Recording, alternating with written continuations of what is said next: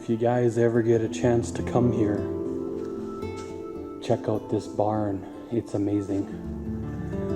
The sheer scale and size of it, it's just huge. Probably, 16 foot or maybe 20 foot ceilings. But the woodworking, the art, the ribs, the architecture, if you want to call it that, I haven't been in very many barns, but this one here is breathtaking.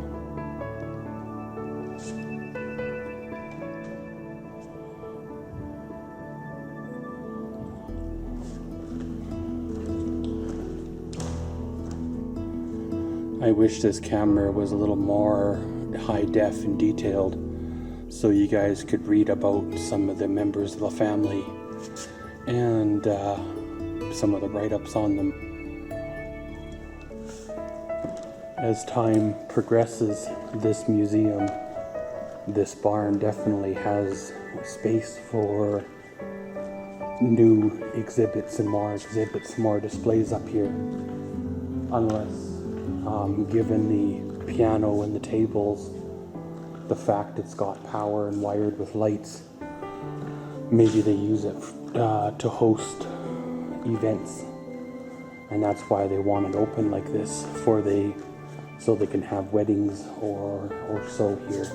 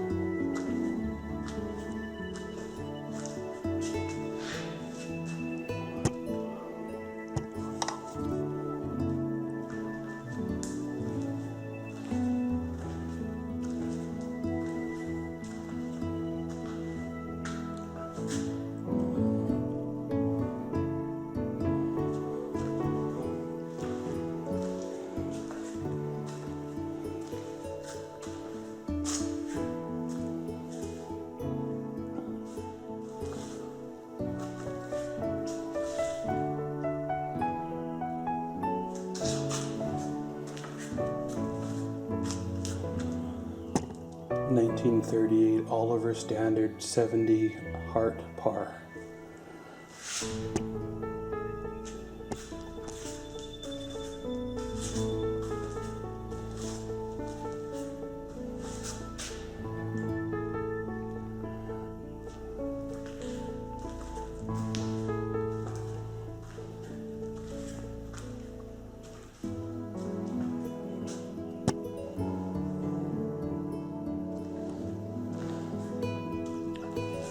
Just imagine the hours that a person put in on these tractors, bouncing up and down in the field on the metal seats.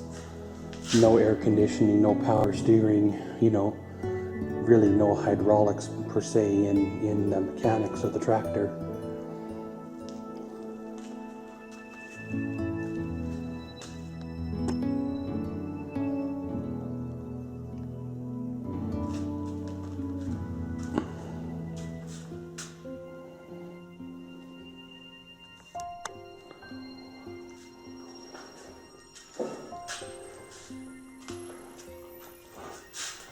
This wagon has a dump bottom on it. Must be for would it be hauling gravel, or would it be used for I don't know, rocks? Something that you move out somewhere and then dispose of?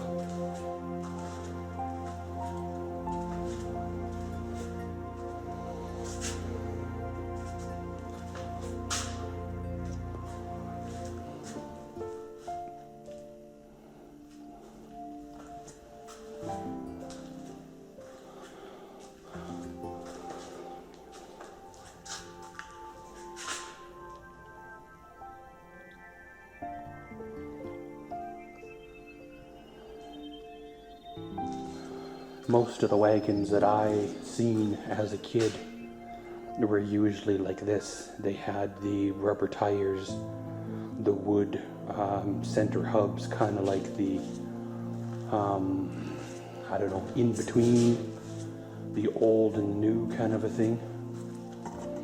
1941 wagon and box. Of course, most of the time when I seen those style wagons, they were already rotted into the ground, where these ones here with the wooden wheels and the metal rings were almost non-existent when I was a kid. And well, still, even this today, they're even harder to find now, you know, 35 years later. Now, given the modern equivalent that I've seen, this is a manure spreader. And this is very similar to what the similar design, similar style to what the newer stuff is. We got little plows and cultivators and diskers and all sorts of good stuff. Some of this stuff you'd hook behind horses, and the horse would do, well, wouldn't do the heavy work per se, but the horse would do the dragging. You would still have to upright it, steer it, steer the horse, kind of a thing. Now this one here is a 3-point hitch, so it'd be a little newer, but still older in itself. 1909, number 9 frost and wood mower, hook behind a horse, and kind of like a sickle bar style you see behind tractors.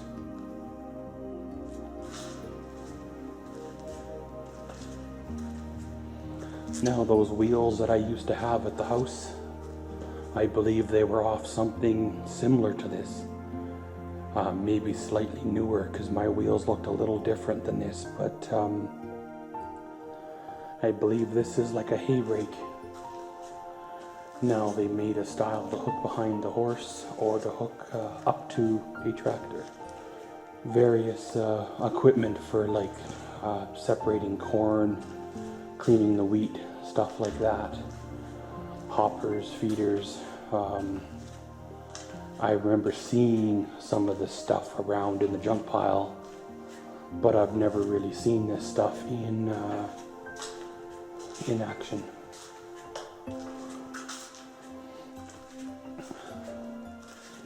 Stay tuned, guys. There's a lot more interesting things to come.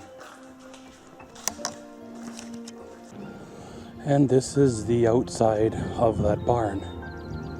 Over here is the dark section that we walked in and back on.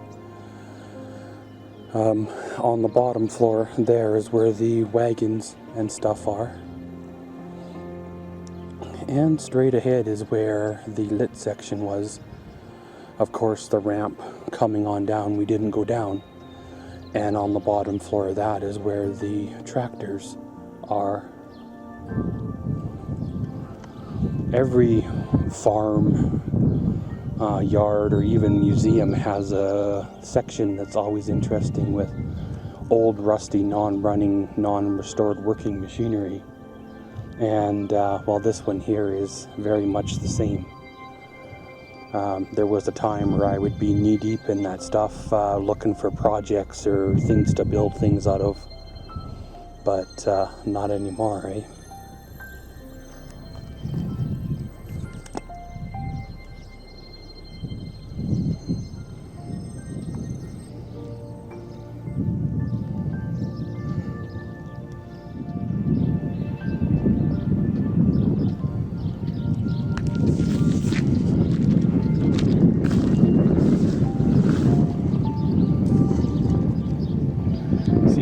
Has been cracked and welded.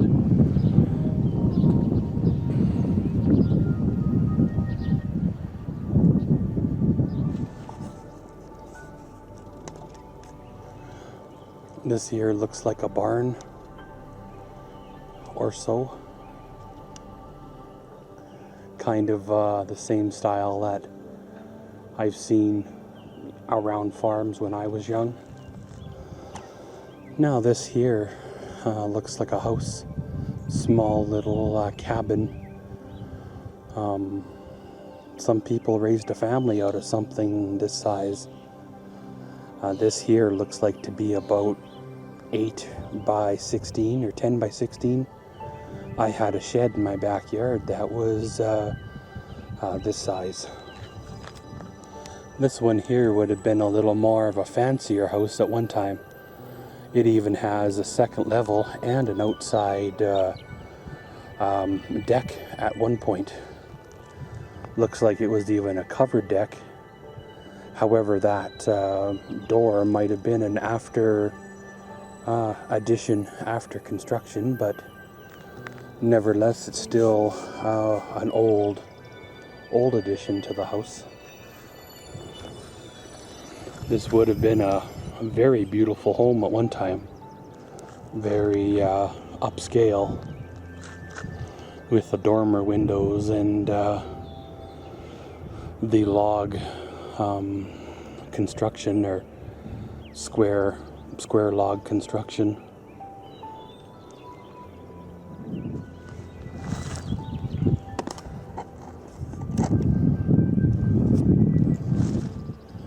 "100-year reunion, 1909 to 2009.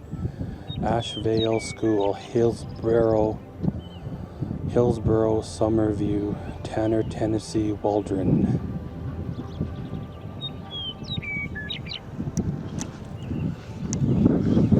So this Ashevale, Hillsboro, Summerview, Tanner, Tennessee, and Waldron must have been all the school districts that this schoolhouse, all the children that lived in those areas would go to.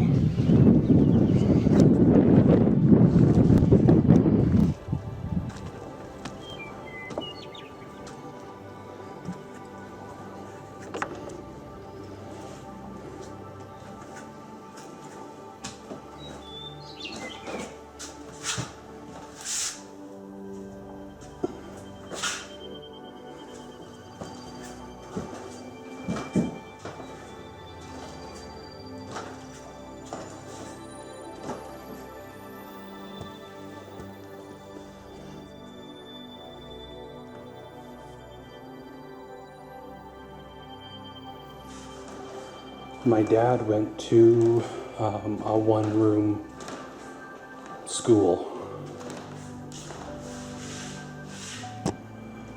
It was probably only for a few years, and then they built the bigger school, but it was a one-room school nonetheless. It was just down the road, maybe a mile or so from where the farm is, his farm that he grew up on. Forget where I was earlier the tour in this video series, but that Waterbury system stove heater seems to be fairly common. So I think this is the third one that I've seen in this here video series.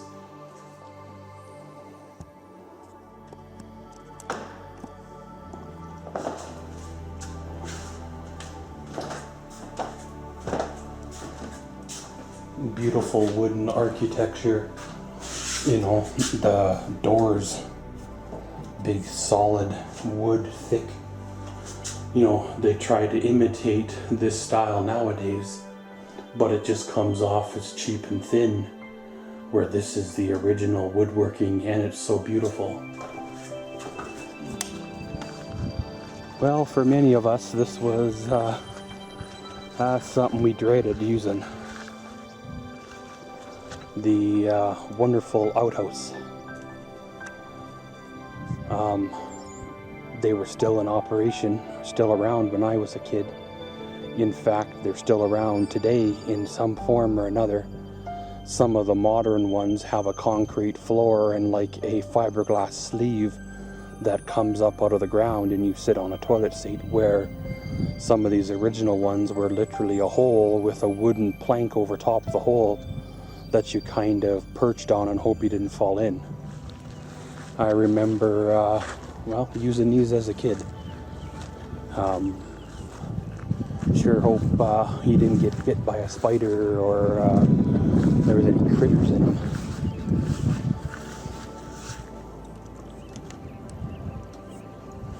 And of course they are fastened shut, but they're probably not functioning anyway. They're just, ornamental, which a 60-year-old outhouse can be a very interesting experience. Now these here are made from insulators. Way back, I believe it was power lines had little glass domes that the line would run through, and these people collect them nowadays. They call them antiques, but looks like someone has made themselves a little bit of a display by collecting the insulators, concreting them together in like a mold, making little glass bricks, glass and concrete bricks, and then standing them up in a house or a shed. Or probably really not meant to be occupied per se, but at the same time, it gives a good effect.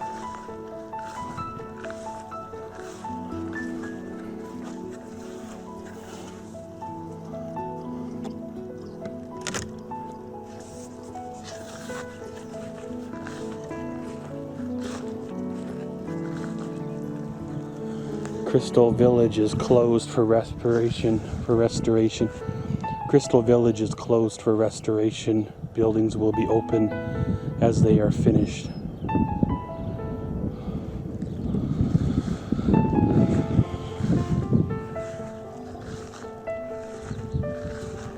I forget where it is, somewhere in the world. I've seen pictures of it when I was younger. And someone made a house out of glass bottles, and I've seen pictures of it, but I've never actually seen the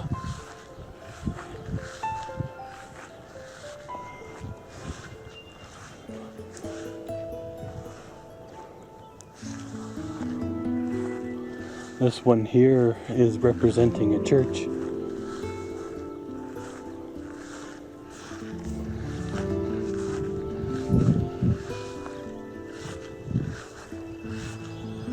Makes you wonder how they're gonna restore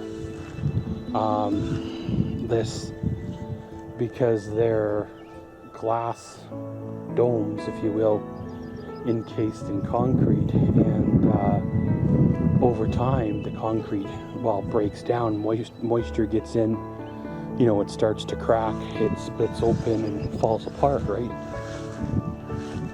So are they gonna tear it apart, pour new concrete made from new material and all that stuff?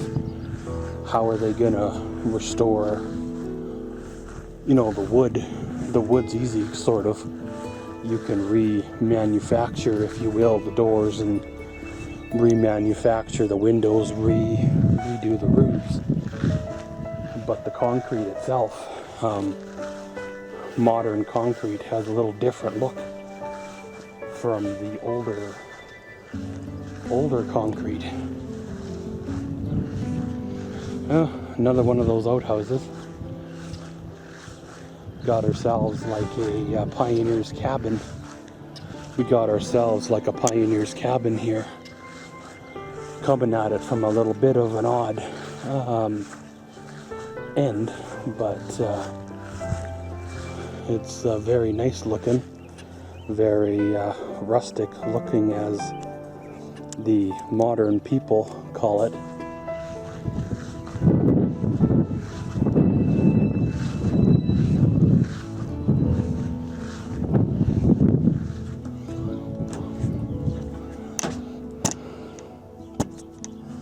This one here is a foot-powered sharpening stone for sharpening like axes, knives, probably even machinery, teeth. You'd sit on there, and there was a guard to keep you out of the stone. And that down there is what you'd use to put your feet on and kind of paddle it to make the stone turn.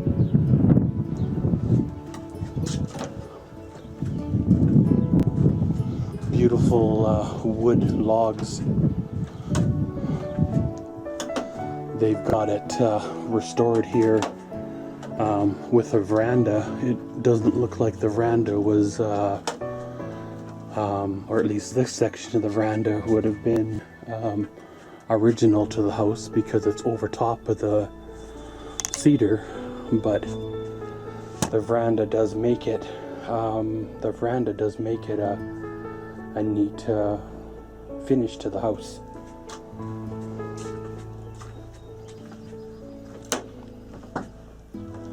I've heard conflicting stories about log cabins, how they're cold because there is no insulation in them, because basically that log extends to the inside. Then I heard stories, if you have the proper heater, like wood stove, then it's fine.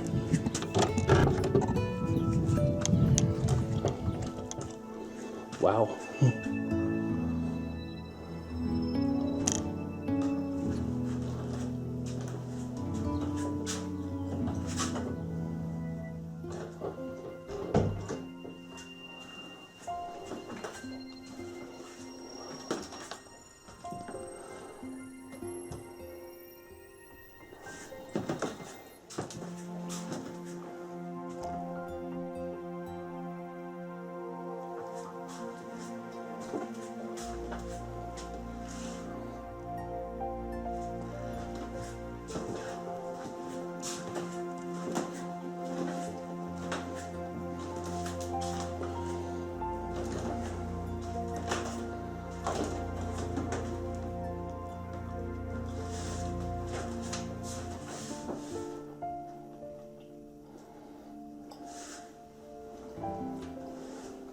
Before running water, there'd be a cistern in the basement or so, and that pump is how you'd pump water up from the basement. The cistern would be hooked up to your eaves troughing or so, and that's how you got water into your sink. This cabin has had some additions over the years, with a newer style kitchen and running water at one time that has been took out or left behind.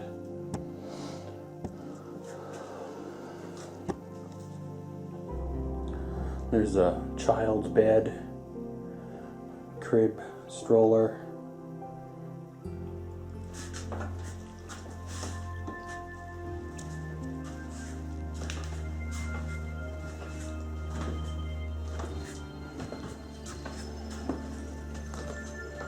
Kind of a back porch area. There's a washing tub and washboard.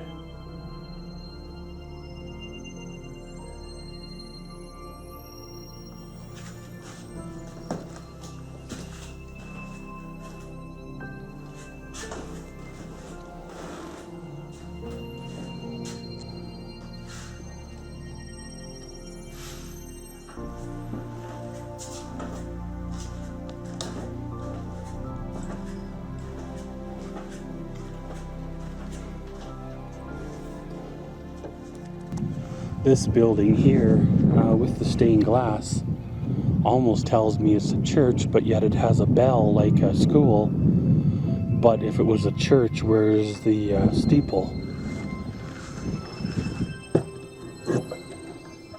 Oh.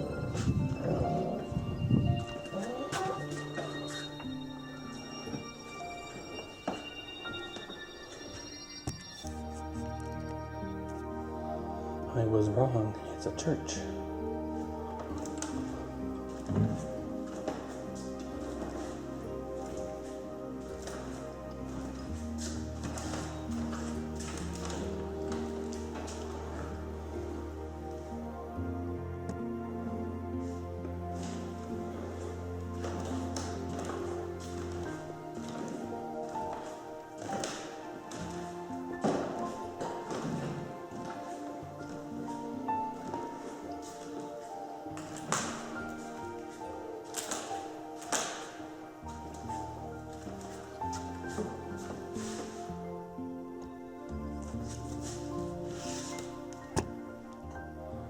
This looks like you could hold a service in it as we speak.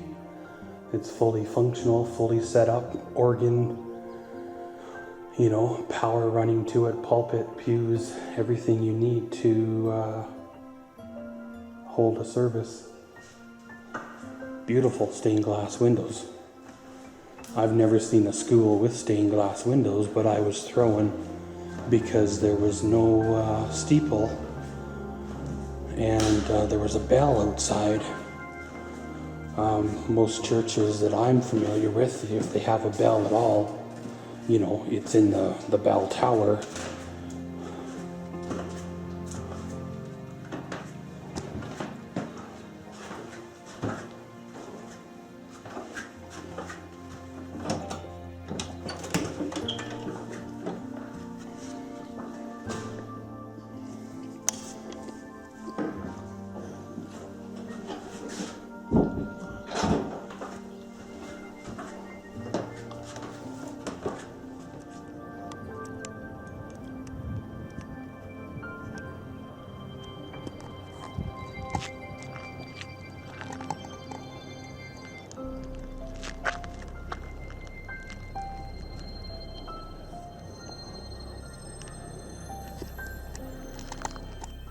You would have been up about 4 o'clock this morning getting your horses ready to be for about 6 o'clock.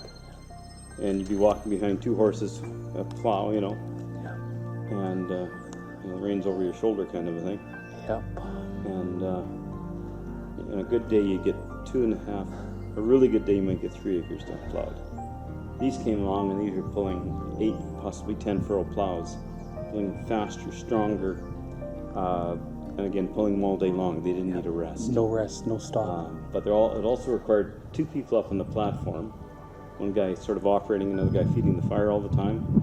Another guy pulling water out to it all day. Another guy pulling fuel out to it all day. And if you look at the plows, we have a couple over here. I think we have an 8 furrow and a 6 furrow. There used to be wooden platforms on front of those plows. Mm-hmm. And that was for guys to stand on. And their whole job was at the end of the field, at the headlands. They would pull up the shears. There's levers there. They pull up these shears so they could turn around, right? And so you know, when I'm touring grade 2 kids through here, all of a sudden one of the questions I'll ask: do you think you needed to be a pretty big, pretty wealthy farm to have one of these? And they get it. Yeah, you would be, right? But all of a sudden, this tractor here, this is one of my favorite pieces on the whole place. This is called the Happy Farmer Tractor. Mm-hmm. This is actually 1916. This is a year older than the steam tractor. But the Happy Farmer Tractor had that idea, the same as Henry Ford had. Henry Ford wanted to build a car that the average person could afford to buy and operate. Yep. Happy Farmer Tractor had that same idea. They wanted to build a tractor that the average farmer could afford to buy and operate. And they came up with this.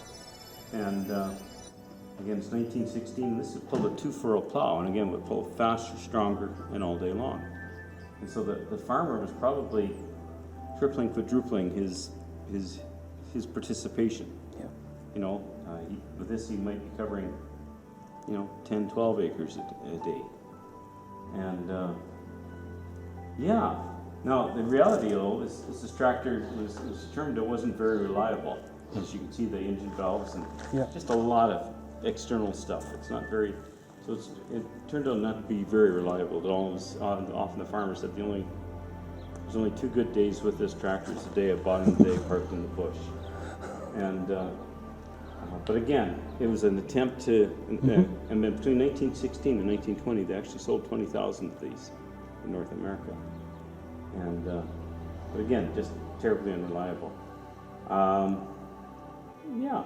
Oh, and then during the Second World War, these were all pulled out of the bush and melted down for their respective metals for the war effort. And so there's very few of Very these little, around. very few left. 2040. This is actually a year older. But again, if you look at it, it's big, it's awkward, and it was very expensive.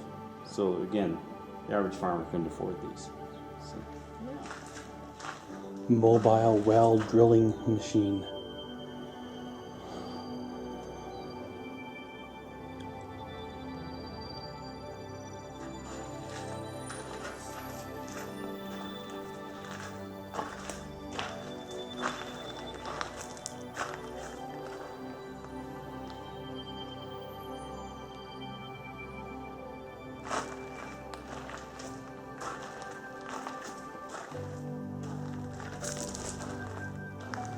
(1913) Mogul.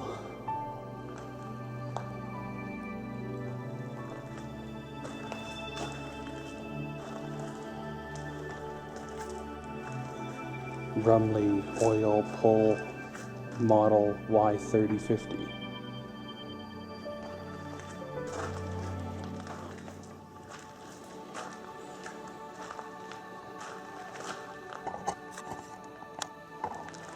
(1926) Advanced Oil Rumley 2035 Model M.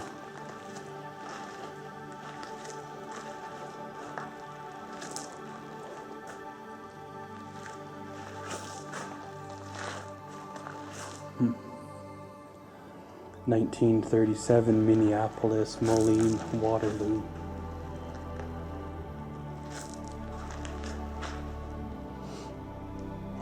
(1917) John Deere Waterloo Boy Model N1225.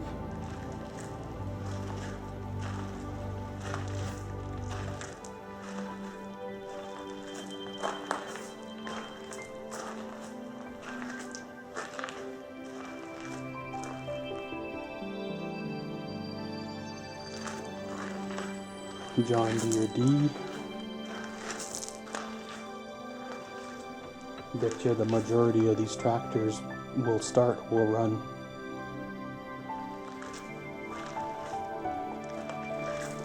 John Deere A.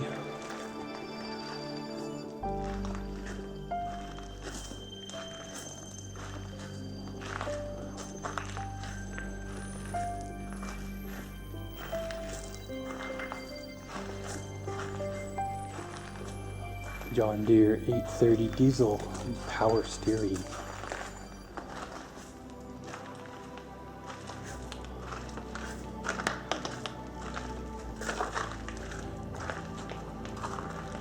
(1037) Case C.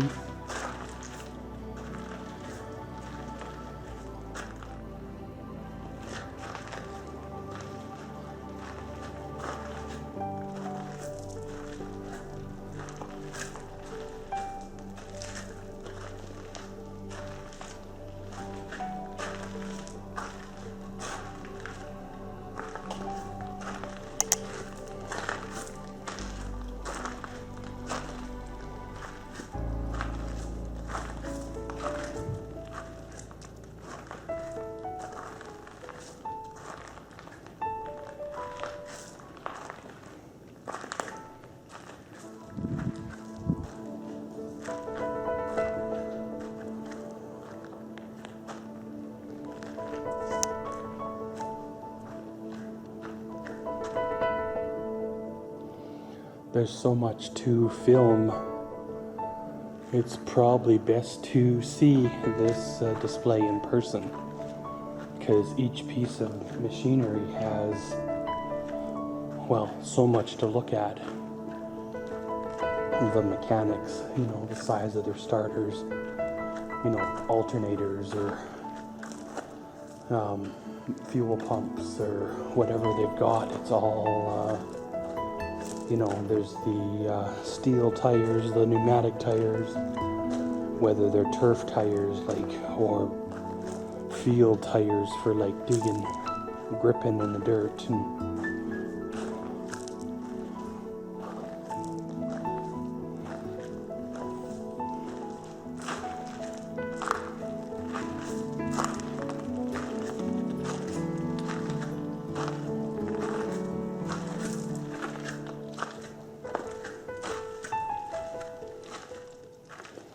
some of these I've never seen working, but I've seen some of these dozers or tractors sitting.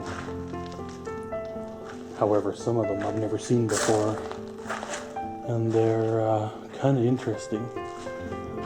Probably more meant for, rough terrain, kind of the early days of breaking ground. And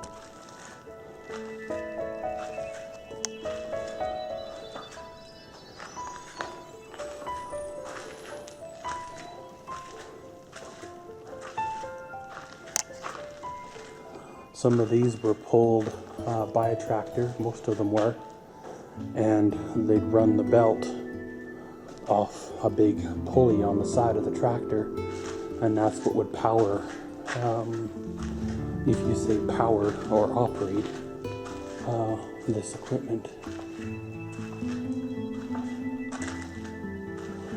Think of the thoughts in the early days, how to make the job in the field better, easier, quicker, less manpower, man hours.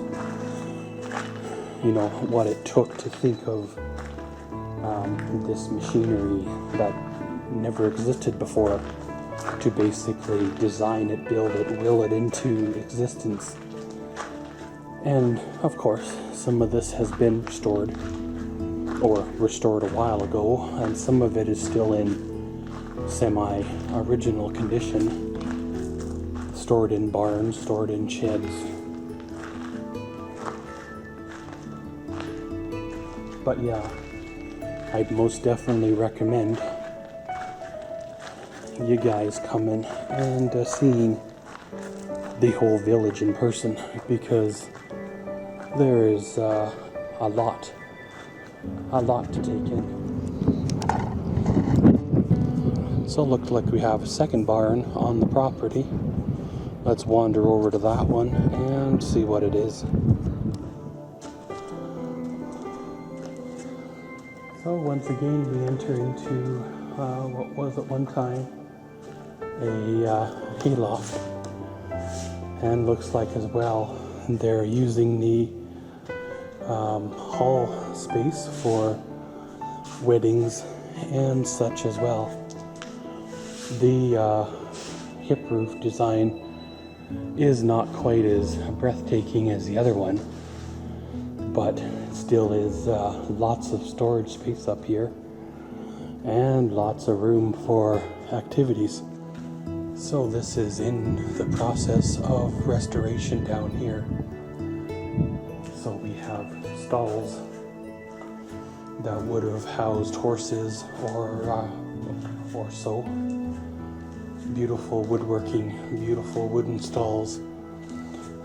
You have the manger up front for the feed and such.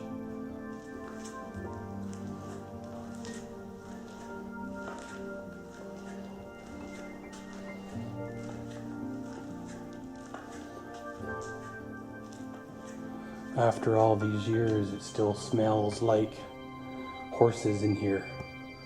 Might have something to do with some of the original wood, because it would soak up and take on some of the smell. But that's what gives it character.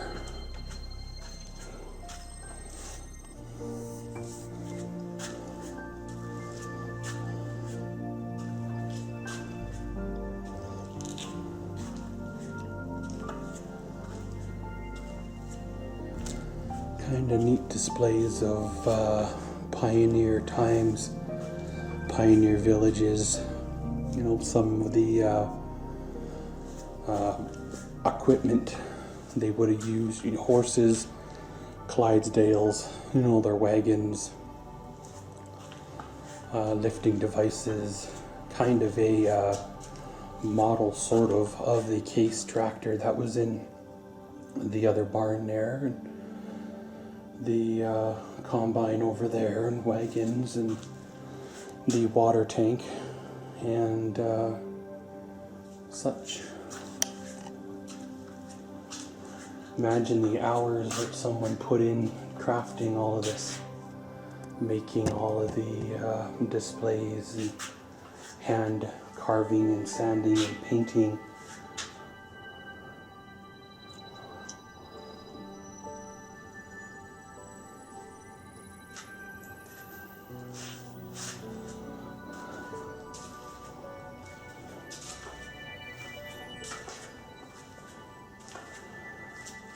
Beautiful. I appreciate woodworking. Not sure if I mentioned it, probably did several times in this video. I kind of inspired to be a woodworker. However, patience was lacking. Sometimes it takes fiddling and finesse and spending hours on one tiny little piece just to get it so, especially if you're doing restoration work of models or building of models, because really things have to be accurate. They can't be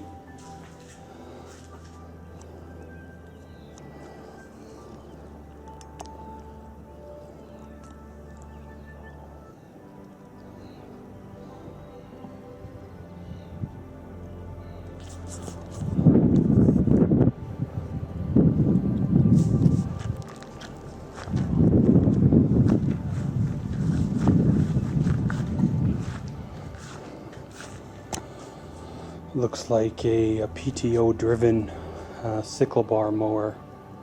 A little bit newer technology than some of the horse drawn stuff we've seen.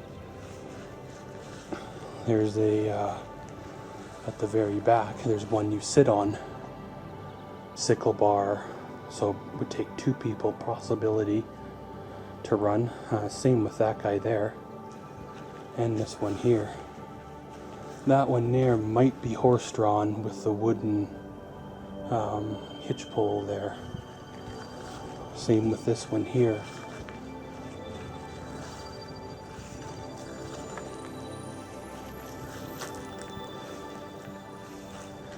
Diskers and plows, harrows. It's neat to see the evolution, if you will, of machinery as, you know, farms got bigger. The need for bigger machinery, more efficiency got higher in demand, to the point where, you know, tractors come along, tractors got bigger, equipment gets bigger to handle the demand. And here we have ourselves another manure spreader. Imagine being the guy that sat on that seat there and operated the spreader.